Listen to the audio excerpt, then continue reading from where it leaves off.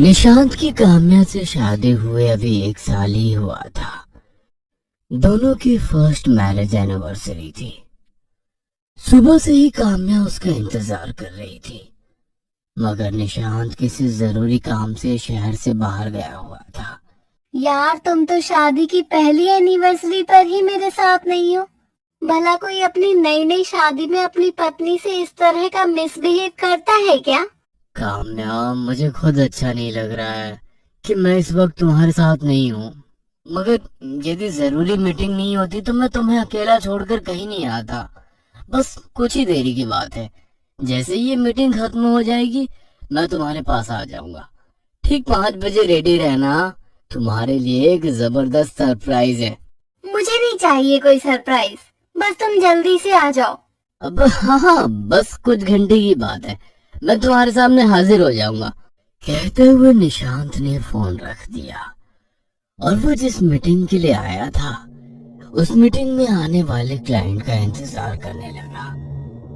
देर तक वो उस क्लाइंट का इंतजार कर रहा था, मगर क्लाइंट नहीं आया। वो उसके ऑफिस के बाहर चक्कर लगा रहा था। जैसे ही उसने घड़ी देखी, दोपहर के 2 बज चुके थे। ये विराट सर के खुद की तो शादी हुई नहीं है, मगर लगता है आज मेरी शादी तबाह कर रहेंगे। मीटिंग सुबह 11 बजे शुरू होनी थी, दोपहर के 2 बज चुके हैं। उनका कोई पता ही नहीं है। मुझे नहीं लगता कि मैं रात को 9 बजे से पहले काम्या के पास पहुंच पाऊंगा।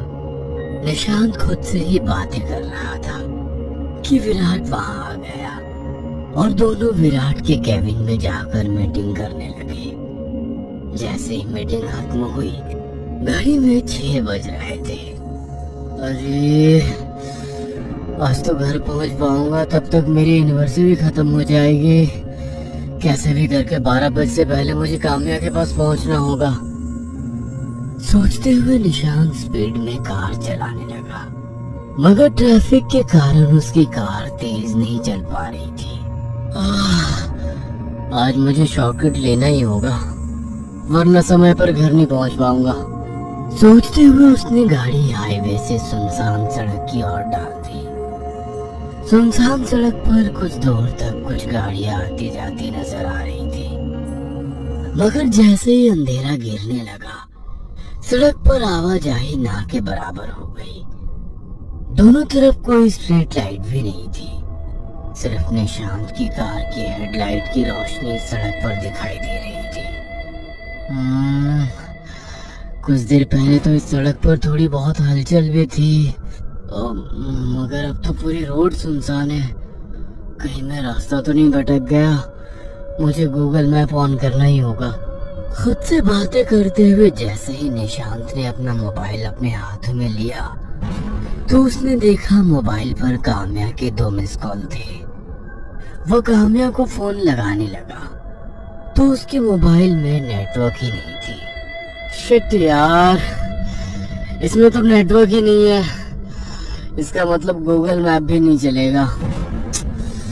काश थोड़ा बहुत नेटवर्क होता तो मैं किसी को अपनी लोकेशन शेयर करके मदद मांग लेता, मगर अब तो इस सड़क पर आगे जाने के अलावा कोई रास्ता ही नहीं है।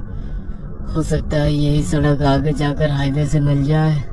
निशांत अंधेरे में धीरे धीरे अपनी गाड़ी आगे बढ़ाने लगा।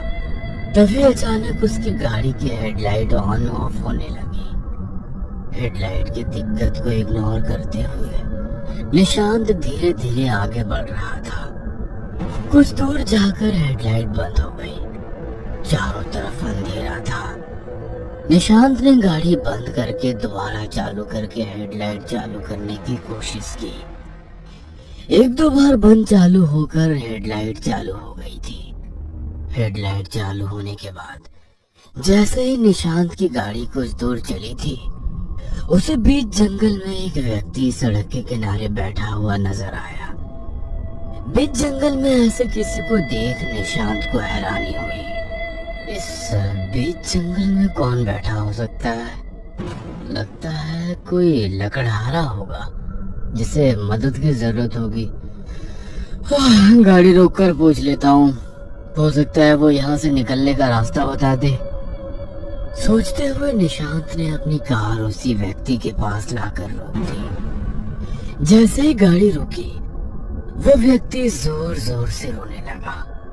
उसके रोने से निशांत डर गया, मगर फिर भी कार का गेट खोलकर उसके करीब गया और कंधे पर हाथ रखकर बोला, क्या हुआ भाई?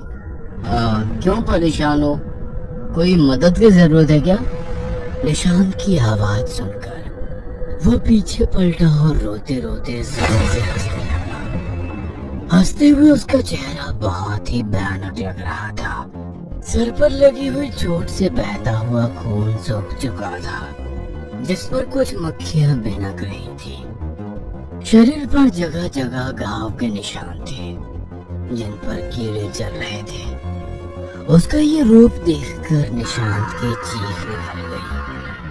वह तेजी से भागने लगा और भागते हुए अपनी कार के करीब पहुंच गया। वो इंसान था या कुछ और? जो कोई भी था, थैंक गॉड मैं बच गया। कहते हुए उसने जैसे ही अपनी कार का गेट खोला, कार के पिछली सीट पर वही व्यक्ति बैठा हुआ था। निशांत अपनी कार को छोड़कर वहां से भागने लगा। उसको अपने पीछे चलते हुए 2 कदमों की आहट साफ सुनाई दे रही थी। वो आहट एक साए की थी। निशांत जितना उस साए से दूर भागने की कोशिश करता, वो साया हर वक्त उसे खुद के साथ ही नजर आता। वो भागते हुए मैदान में पहुंच गया।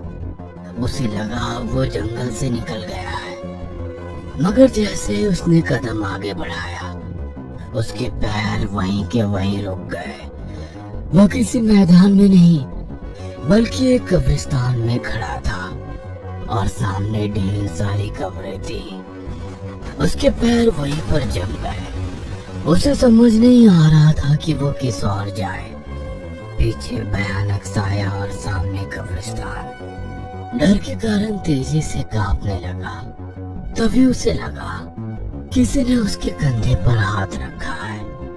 उसने पीछे मुड़कर देखा तो वही साया उसके बिल्कुल करीब खड़ा था। उस साये ने उसे तेजी से धक्का दिया और निशांत एक कब्र के ऊपर जा गिरा। जैसे वो गिरा, कब्र में से 2 हाथ निकलकर बाहर आए और उन्होंने निशांत को पकड़ लिया। निशांत खुद को छुड़ाने के लिए बेचैन हो रहा था। वो उन हाथों की पकड़ से छूटकर तेजी से भागने लगा। देर तक भागने के बाद उसे महसूस हुआ कि वो जहाँ खड़ा था वहीं है। उसके आसपास चमगादड़ मंडराने लगे। पास ही पेड़ पर बैठा हुआ उल्लू रो रहा था। ऐसा कैसे हो सकता है? मैं कब से भाग रहा हूँ और यहाँ से हिला भी नहीं। अचानक मौसम बदलने लगा। तेज हवा चलने लगी। बिजली कड़क रही थी। तभी कब्र से निकला हुआ हाथ निशांत की ओर बढ़ रहा था। दूसरी तरफ वो साया ठीक उसके सामने खड़ा था। पसीने से लथपथ निशांत को अब भगवान याद आने लगे थे। वह कब्रिस्तान के बीचों बीच खड़ा होकर हनुमान चालीसा पढ़ने लगा। जय हनुमान ज्ञान गुण सागर, जय कपीसतिहु लोक उजागर। आधी अधूरी बोलते हुए वो हनुमान चालीसा पढ़ रहा था। वो हाथ जो कब्र से बाहर निकले थे, उन हाथों ने अब निशांत के पैरों को पकड़ लिया था। वो हाथ उसे पैरों से घसीटते हुए कब्र के अंदर ले गए। निशांत जोर से चीखने लगा। जैसे ही वो चीखा, वो वापस उसी जंगल में था जहाँ उसकी कार थी और सामने वही साया खड़ा था। निशांत को अब समझ में आ गया था कि उसके साथ जो कुछ भी हो रहा है वो सब एक छलावा है, मगर वो उस छलावे से कैसे निपटे ये कुछ समझ नहीं आ रहा था। तभी उसे ध्यान आया कि उसकी माँ ने पिछले वर्ष नवरात्रि की पूजा करके माताजी की चुनरी और ताबीज उसे आशीर्वाद के स्वरूप प्रदान किया था, मगर उसने अपनी माँ की बात को हंसी में डालते हुए वह ताबीज और चुनरी कार के डैशबोर्ड में ही छोड़ दी थी। वह भागते हुए कार के करीब गया और हड़बड़ाते हुए उसने जैसे ही डैशबोर्ड खोला, सामने ही माता जी की चुनरी और ताबीज रखी थी।